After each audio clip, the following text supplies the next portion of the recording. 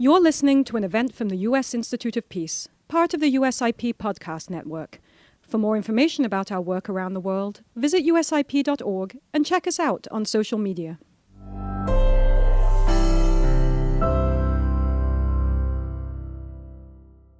Good afternoon and welcome back to the penultimate session,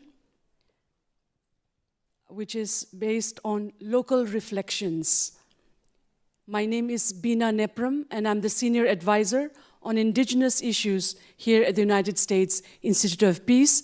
And it's a great pleasure to thank you for your stamina till now, for holding on, and also to invite these brilliant panelists who will be telling us about, we have 4 excellent speakers here with us. First is Fatima Akilu.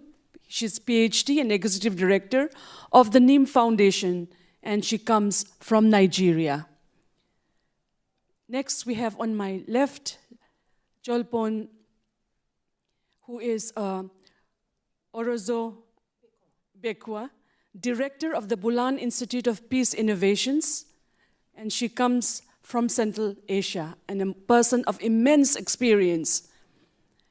We have with us Margaretha, Hanita, Ph.D. and lecturer in National Resilience Study University in Indonesia.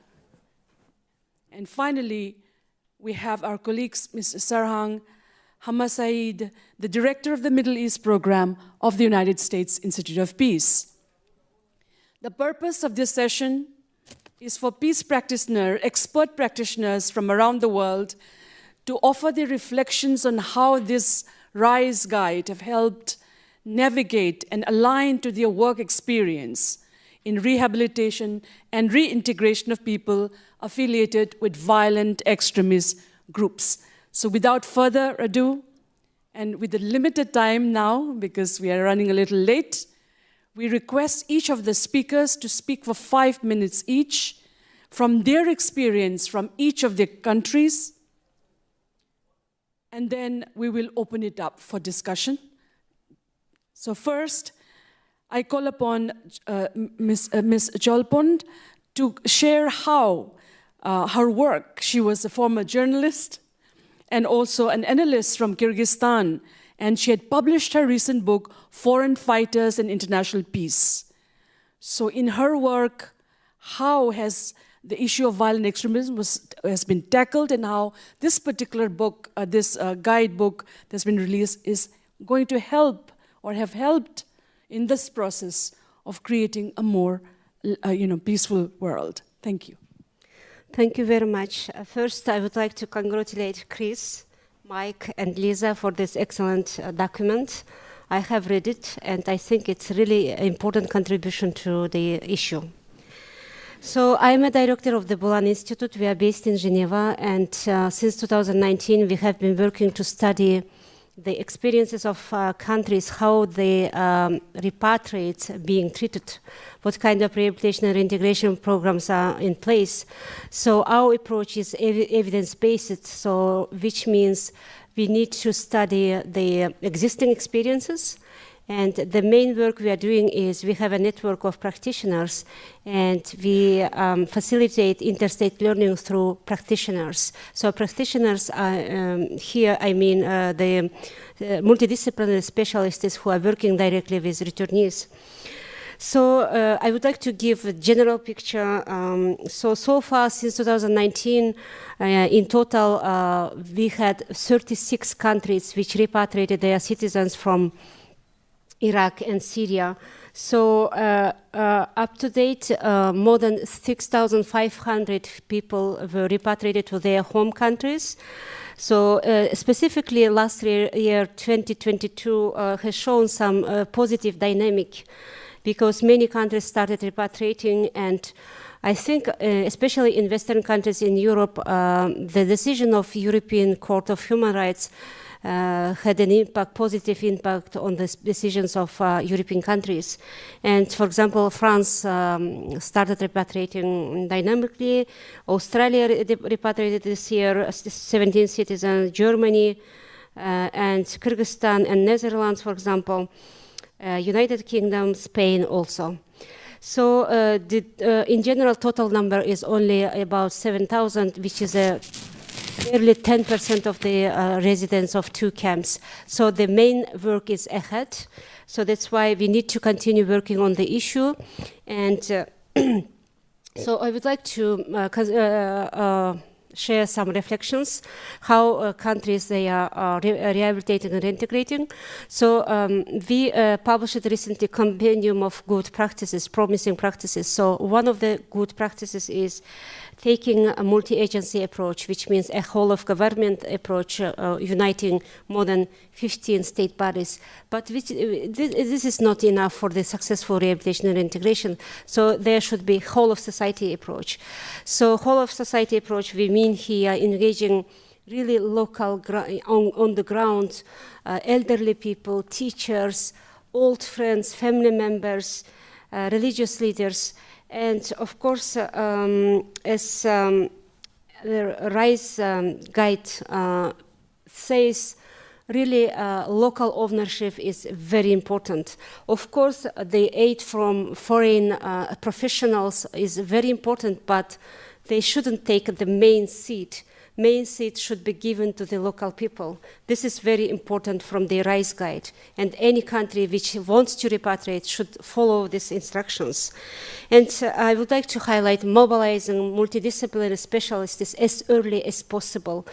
Even the country starts thinking about repatriation, at first hand, they think about multidisciplinary specialists whom they will be involving, and these people should be trained beforehand.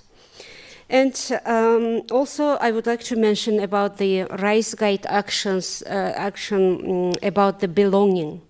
So, from our experience, what happened in Central Asia, in Kazakhstan and Uzbekistan, so women who were repatriated, mainly these people who went to Middle East, they associate themselves with the Muslim community in general. What is important, whenever they are returning to home countries, it's really important to give the sense of belonging to this country. So what did Uzbekistan and Kazakhstan? They organized special courses for children. So they went to the different museums, they met with famous people, and about the history of the country. This kind of activities gave to children the sense of belonging. They started loving this country. They started feeling that they belong to this country. This is also very important, I think. So I think I have very limited time. So maybe during the conversation I will continue, but I stop here. Absolutely. I think no one really wants to fight. People actually want to live in peace, return homes, lead a normal life, smell the flowers, and feel to be a part of a larger, what you said, belonging. I think, and to be able to evoke that through the series of community-based, and also to let them understand their roots, their history, was what you brought about. Thank you so much for this statement.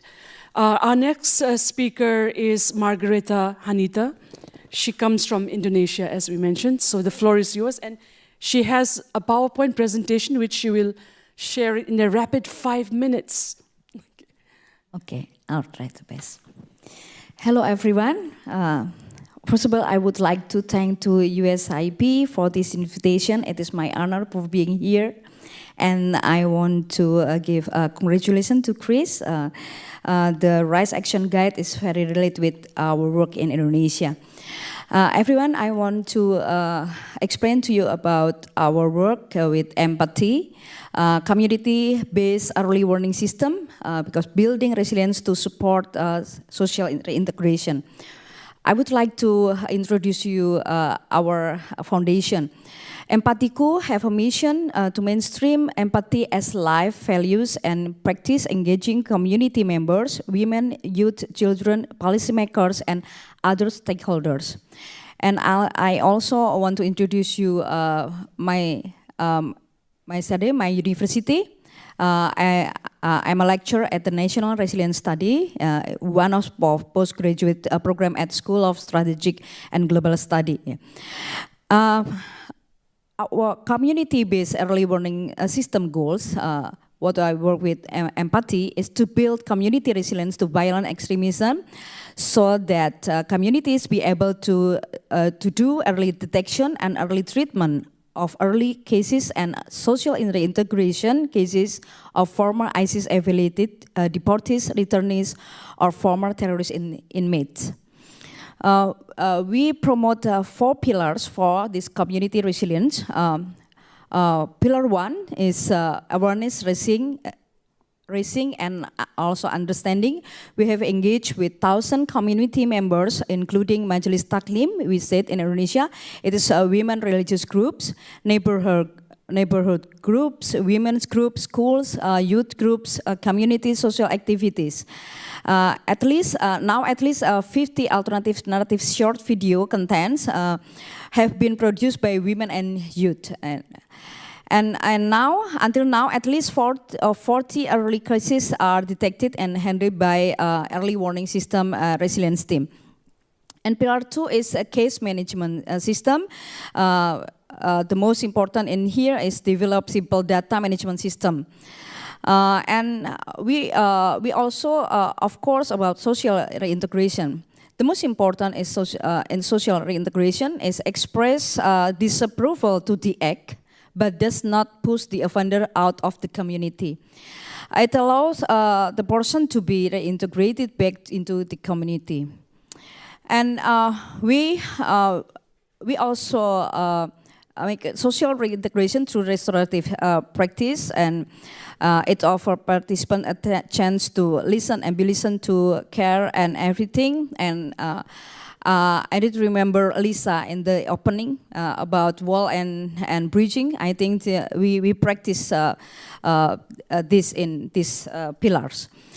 And this pillar also, we had dialogue participants, and all are divided into 5 different groups. One group is former inmates, former returnees and their family members, government officers, village police officers, village army officers, and then victims of bomb tampering and family members, community members who support the return of former inmates and former returnees to the community. And the last is communities members who reject the return of the former inmates and return to the community.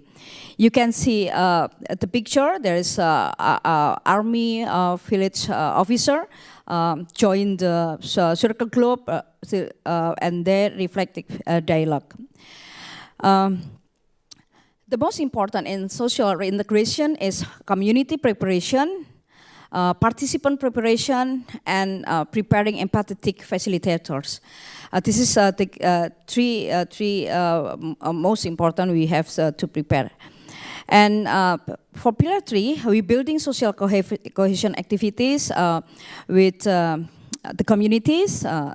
We're developing the initiative and emphasizing community social cohesion.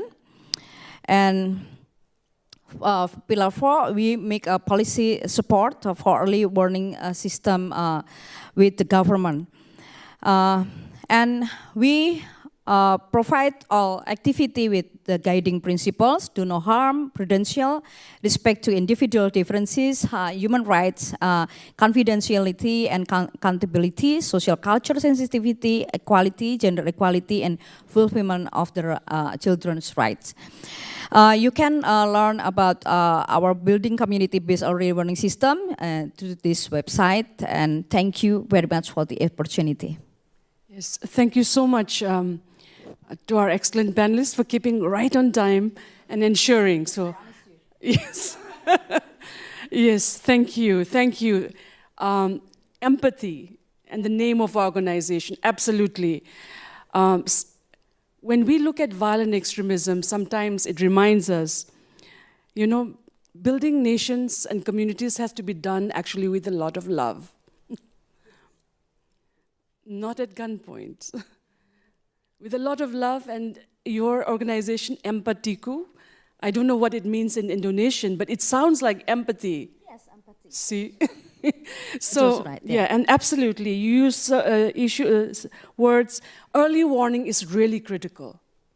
Early warning to recognize the signs and the symptoms that some kind of tension is going to happen is very critical, but in today's world of disinformation, how do we handle that is another issue that we can tackle.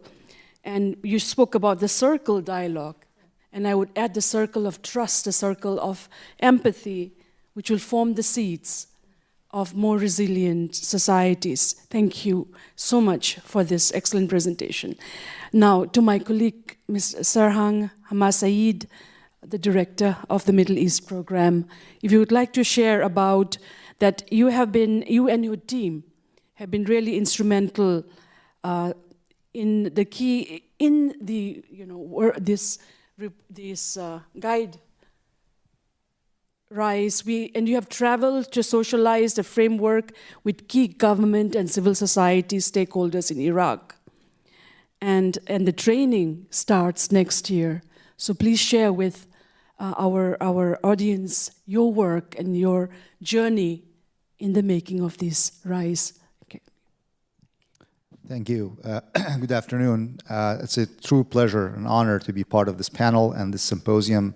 And thank you for the opportunity. Congratulations to my colleagues, Chris Bosley and Chris Inman, the rest of the program, and the colleagues who helped put this excellent guide together. As the director of Middle East programs, 2 countries named today, Iraq and Syria, are in my portfolio.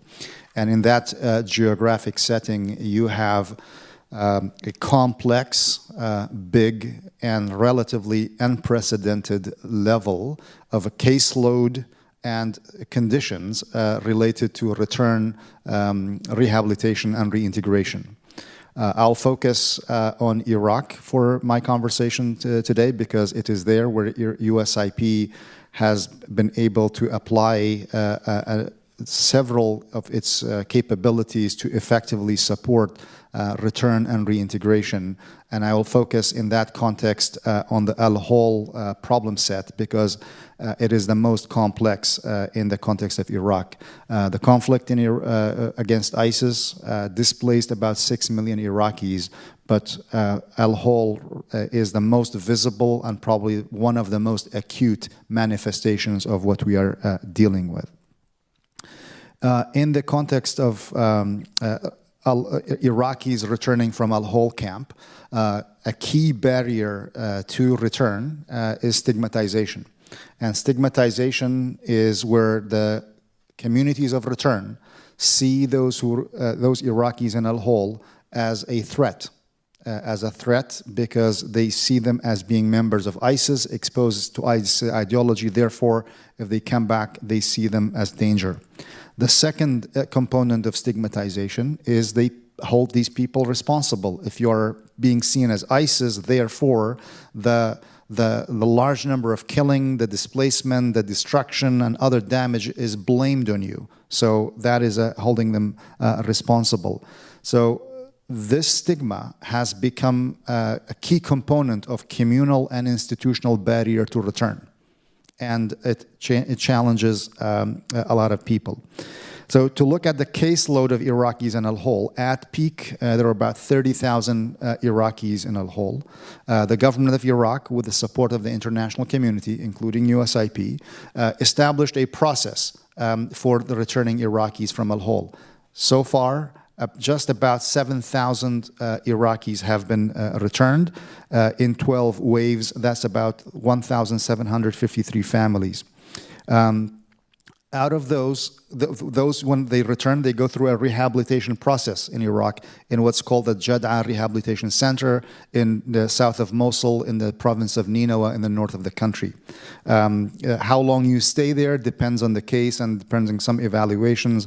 As of now, out of the 7,000, about 3,900 have returned to their communities or another community, because not everybody can return to their own community. So this progress shows that a degree of acceptance has been established in the system and also at the community. And USIP's contribution has been particularly at the community side, where we have successfully worked with community leaders in Anbar, which has about half of the population of Iraqis in al-Hol, to transform community opposition to actually collaboration with the government to return those people.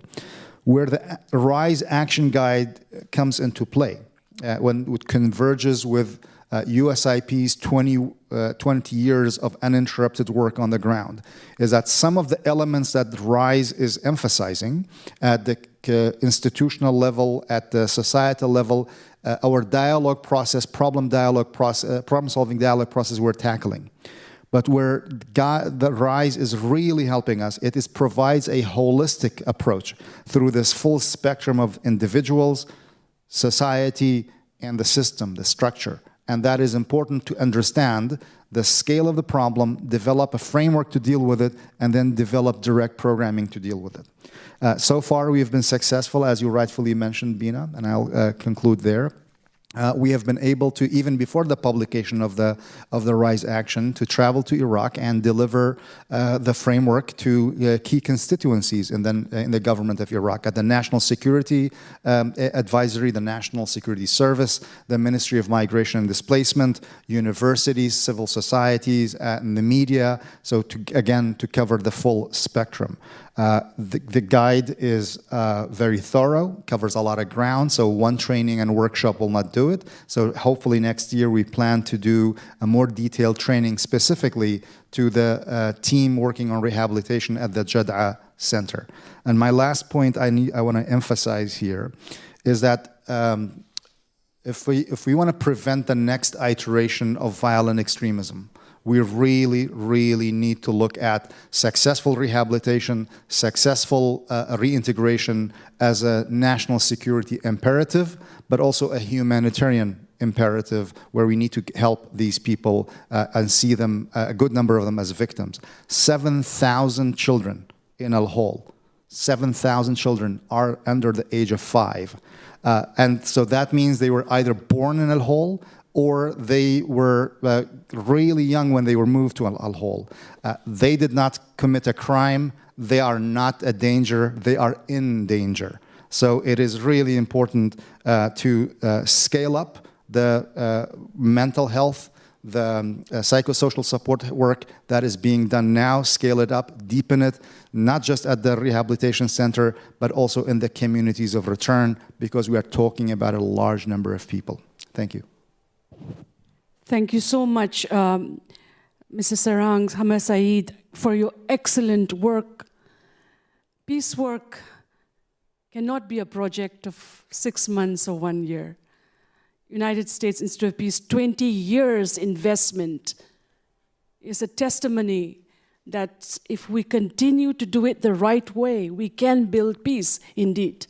And I think when I read the guidebook yesterday in a few hours, I was absolutely stunned by the fact that it talked about the individual, the society, the structural level. It was a holistic way of looking at a form of healing, and as you brilliantly shared, today we have 112 million people who are currently displaced because of wars, conflicts, and disasters. And 107 active conflicts in the world till today, many of which you read in your newspapers, but there are 300 other forgotten conflicts that we have not even studied in a way that it deserves. So to respond to this, again, as you really said, this is not just a national security issue, not just a global issue, but it is also a humanitarian imperative, as you brilliantly shared. With this, we are going to the last speaker, and it is the right way to end. She was meant to be the first speaker, but she wanted to go last, and I think the wisdom is because Fatima Akilu, who is the executive director of NEEM, who comes from Nigeria, has been providing mental health and psychosocial support to communities in northeast Nigeria. affected by Boko Haram. So please, Fatima, share your work and your wisdom with us, and hopefully the audience can engage our panelists in the next few rounds of minutes. Thank you so much. And again, for me too, it's been such an honor and a pleasure to be here. I'd like to say, Chris, Mike, and Lisa, I wish you were around 10 years ago. 10 years ago, no one was talking about mental health. It was like a voice in the darkness. At that time, I was working for government, and when I talked about mental health, nobody listened at all. They didn't think it was a priority, or that it could even be done, or that it was necessary, because we were at the time focused on CVE and then PVE. So I'd like to frame my remarks around three main things. There's so many things in the RISE guide, but due to time, I just want to frame my remarks around these three. First of all, the idea of placing mental health within, this type of work, trauma work, within a public health framework. I think it's novel, it's time, it's needed. And also, secondly, the emphasis on not just the individual, but the transformation of the whole community environment. Thirdly, evidence-based. Why is that important? I think sometimes there's a gap between us practitioners and people who do research. There's a lot of information out there that sometimes we don't have access to, and sometimes our data is not used in a way that could really inform and make our programs better. So it was really important that that was a big part of the guide. So bearing that in mind, let me talk a little bit about my work. Today I'm only going to focus on the trauma aspect of the work, but it seems very important because I noticed that almost every speaker today talked about trauma. I work in Nigeria and in the Lake Chad. And in the last 8 years, our work has grown, but I always say it's grown, but not in a good way, because every time it grows, it means that conflict has increased. And why mental health? Because we found that in some of the other work that we do, that unless we deal with trauma, people are not able to partake in all the other things that we offer, whether it's from a humanitarian or developmental perspectives. So the peace building, the education, the livelihoods. So that's why mental health is a central part of our work. How do we do this? We do this in two ways. One is we work with both victims and we work with perpetrators. What we're trying to do is we're trying to build an infrastructure for mental health. And what that means is that we're trying to embed it within the national primary health care system in Nigeria. Because often when you use trauma as a response to conflict, it's always short-term, usually due to a dearth of practitioners and also because of funding. And as we know, for those of us who work in this space, just because you treat someone's trauma today, it doesn't mean 2 years later it's gone away. And often the conflict is ongoing, so people are becoming often re-traumatized. So in order to do this long-term work, what is it that we think it's needed? For us, we look at two things.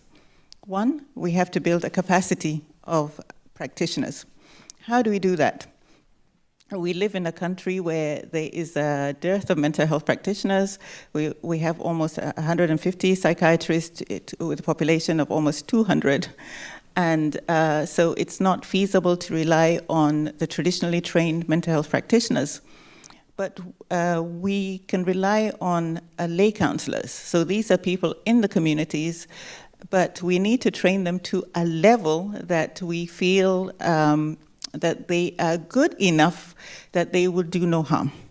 And so what I don't mean training them for 2 days or 2 weeks or 2 weekends as we see. So what we want is to build a cadre of lay counseling professionals and also develop a curriculum that is embedded within the culture and within the community. And so we started this work with the body of mental health practitioners in Nigeria to build this academy that will train this next generation of mental health professionals that would be embedded in hospitals, in schools, across communities. So this is very difficult and it's long-term work because we not only train them, but we have to provide years-long supervision.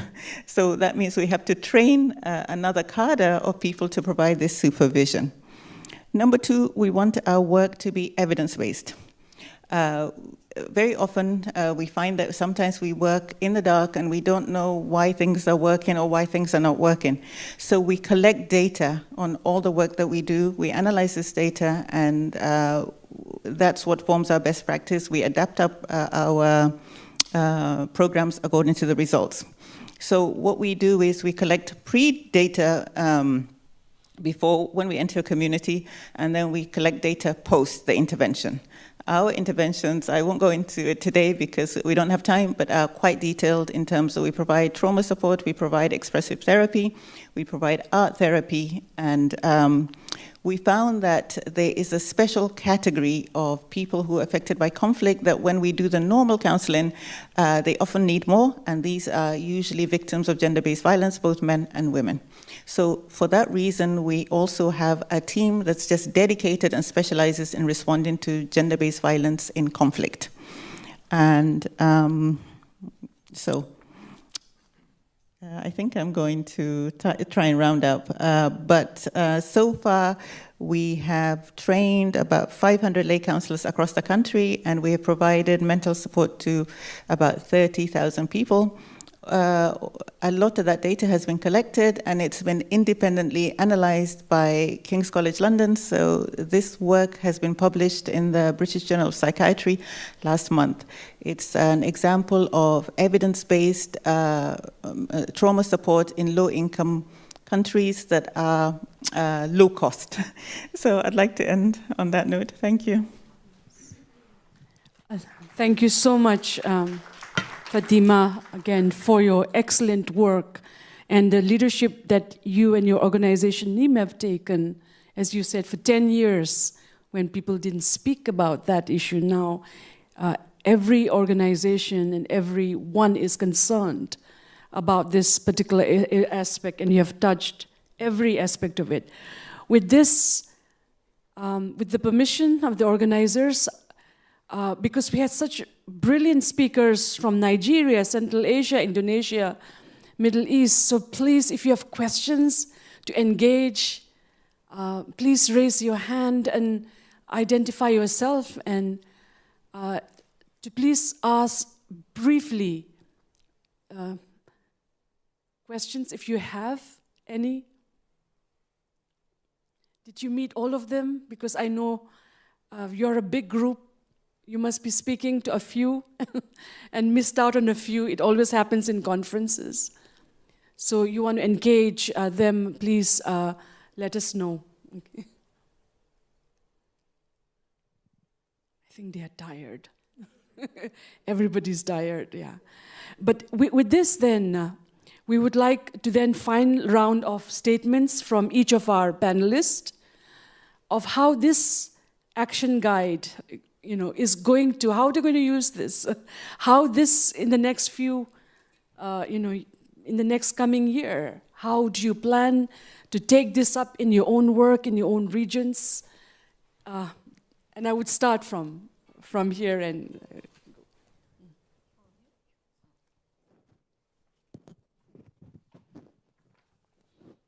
Okay, thank you, Bina. I would like to say that I do agree with everything we've done today about social reintegration, especially that I learned about building resilience community, yeah, before this session, and we can see that building resilience is also about trust.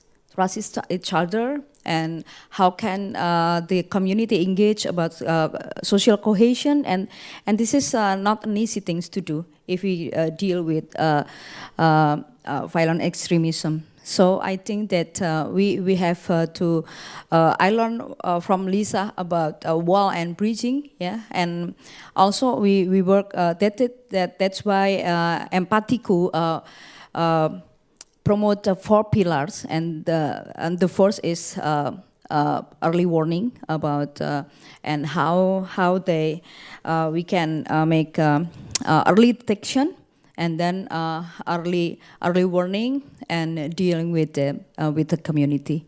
I hope and we can work with more village in Indonesia to make building resilience to prevent violent extremism. Thank you.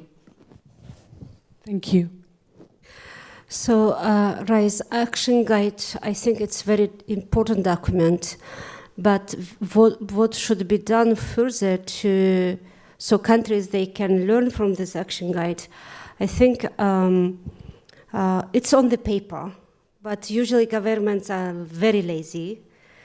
They don't read this kind of long documents. So what should be done is maybe some practical activities. So, for example, you can have a small team with practitioners, and then you can fly. You can fly to the countries with this RISE Action Guide, and then just to explain with simple words, like workshops, small workshops, maybe one workshop for the mental health professionals, one workshop for community workers, and then maybe one is for the Ministry of Social Protection. So this kind of blocks, and it can be very useful. And then maybe the whole document maybe can be read by some state officials, but not all of them, all responsible people, they are not going to read. Because we know some very important documents, Hedaya's blueprint, for example, and it's about also language barrier. I hope you are going to translate it, I hope. So, and then one last point, sorry, I'm long. The Bulan Institute, we also developed modules. It's a training program, how to design and implement. And what we encounter is many countries, they really have this kind of fear. And then even they say, when we talk, they say, even children, they know how to kill people.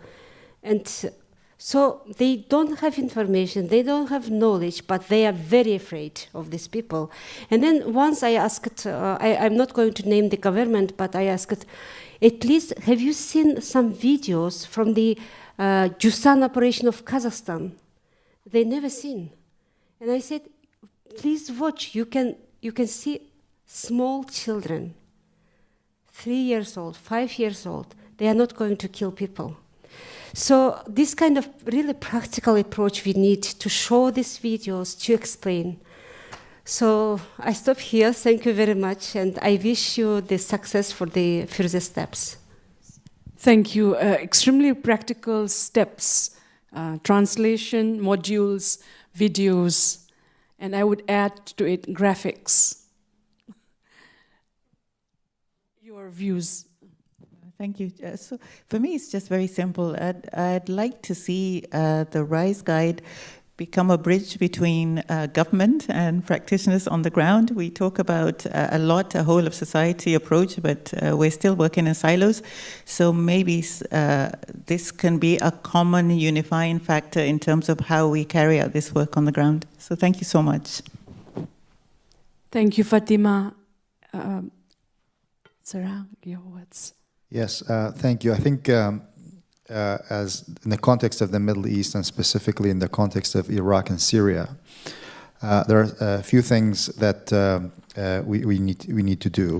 One is making it available in Arabic, which is something that our colleagues are working on to make it as far-reaching as possible.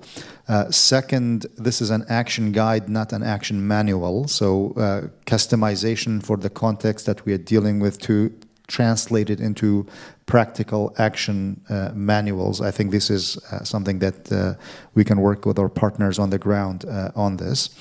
Third, the different audiences that we need to cater for. So in the context of Iraq, the magnitude and of the problem. 6 million displaced have undergone trauma. We cannot train everybody. We will never have the capacity to address all of those. Even the 30,000 Iraqis in Al-Hol, we will never be able to fully train for that. So we need a wide range of partners that would adopt this framework, that would be knowledgeable about it, that will be able to do their role. So we are talking about I mentioned about transforming community opposition to support. So we've been working with tribal leaders. So how do we make this accessible in a language and in a way that tribal leaders can use? Teachers at school, civil society organizations, media influencers, because we need a full range of actors to reduce the barriers to return, to reduce stigma, and create that conducive environment for people to return, but also to prevent this from happening again. I think, so this framework is extremely helpful to address the remaining human legacies of ISIS and the wide range of legacies that we're dealing with, but also as a preventative measure. To prevent it again, we need to look at the structural things that cause the rise of ISIS. We need to look at the societal matters, and we look at the individual matters. And so that's why this is key. Getting it incorporated into universities, I think, and the training manuals and think tanks on the ground, these are all expanding the capacity, because without that, no single organization or nor the collectives of the international community can deal with this, as priorities are going to Ukraine and Gaza and other competition with China and elsewhere. So we need to build that resilience. And the good news in the case of Iraq, we have partners in the government, in civil society, in the university, so there are willing partners. We just need to connect those dots together. Thank you. Thank you so much. Let's give a round of applause to each of our brilliant panelists. Thank you so much to each one of you for your brilliant sharing. We now live in a time of war. To create a world beyond wars, this action guide will go a long way, because in today's world, we are seeing a lot of rise in violent extremism, violence in our communities. But what is very critical is also the innate human nature and the community need to continue to work for peace. And each one of us in this room, to each one of you who are listening in the audience and online, we know each of your work matters. Each and every effort of yours matter, from every organization, institution, from civil society to nation states, to multilateral organization, and to individuals, as the action guide said, from the individual to the community to the structural. And 3 levels, we hope that this will infuse the energy and the vitality and provide the tools that the world badly needs. And let us hope that this will shed a new light, as Fatima said. 10 years down the line, we will be proud of what you all have done. Congratulations once again, and thank you all.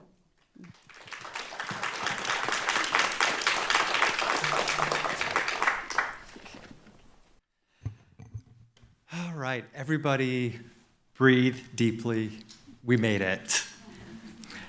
I want to thank you all one more time for joining us on this very full, but hopefully very informative day. I hope you all took something away from our incredible speakers. I know I did, our incredible panelists, our incredible facilitators. I have such an incredible amount of deep respect for every single one of them and every single one of you. So I would also like to extend a very warm thank you, not just to you, but also to every person who is up here and supported us today. I began to try to make a list of every single one of our panelists and moderators and realized that your remarks speak for yourselves. So thank you all. We're really excited to embark on the next phase for RISE. So what does that look like? Some of it you all kind of talked about and hinted to. So the next thing that we want to do, that we're excited to do, is to begin to build partnerships with organizations and civil society organizations and governments, both local and national, in affected countries and affected areas around the world. So that's the next thing that we want to do. We're very excited to do that. We're excited to introduce the RISE framework to them via workshops, to adapt and tailor the guide into concrete action plans that are owned by those local stakeholders and not by us. We're excited to translate the guide, which is already started. So we have in process translating the guide into Arabic, Russian, and French. So that will be coming soon. Stay tuned if you are a speaker of Arabic, Russian, or French. We haven't forgotten you. It's coming. We also are excited to adapt this guide and to place it online using USIP's online global online academy, which provides free of charge access to anybody in the world who would like to consume this material. So we're really excited to expand the access to this guide and make it much more accessible with that online course. Finally, we're excited to keep the RISE document a living document, right? This is not an end-all, be-all answer. Rehabilitation and reintegration, it's still a new area of practice. We're still learning. We're still finding and discovering more evidence. And so we're going to continue to revise, to update this framework. We've already have plans to add several things to it. We know that it's missing something on case management. We know that it's missing something on risk and needs assessments. We know that it's missing something on monitoring and evaluation. And we're going to work to add all of that to the guide as we move forward. We'd also love to connect with anyone here who would like to partner on any aspect of this, so please don't hesitate to reach out. We would love to partner with each and every one of you. Finally, I would be remiss without acknowledging a whole cohort of people who helped us out to make today happen. So please join me first in thanking our talented event staff, our AV technicians, our catering staff who kept the coffee flowing and who kept the AV equipment happy. Thank you to our volunteers who helped you register this morning, who helped to usher us throughout the day. Tim Marlowe, Kat Aaron-Nijad, Andrew Mines, all have been here all day helping out with that. Thank you, all of you. I want to thank my colleague, Chris Inman. Your dedication, your encouragement, your quiet competence is everything to this team. Thank you. I want to thank the leadership of Lee Scrons, David Young, and Michael Phelan for believing in this project for years and for continuing to support it despite it taking years. Of course, a deep debt of gratitude to Lisa Shirk and Mike Nikonchuk, who I could not have asked for better partners for this. Finally, I want to extend one very, very special thank you to Mike Darden, who's up there in the corner. Mike has worked tirelessly behind the scenes for months coordinating this. You must be exhausted. You've coordinated speakers, you've arranged the rooms, you've put everything together, you coordinated the catering, you have done it all. The run of show, every aspect that came together today is thanks to Mike. It was an absolutely Herculean effort, and you are the reason we were able to pull this off. Thank you.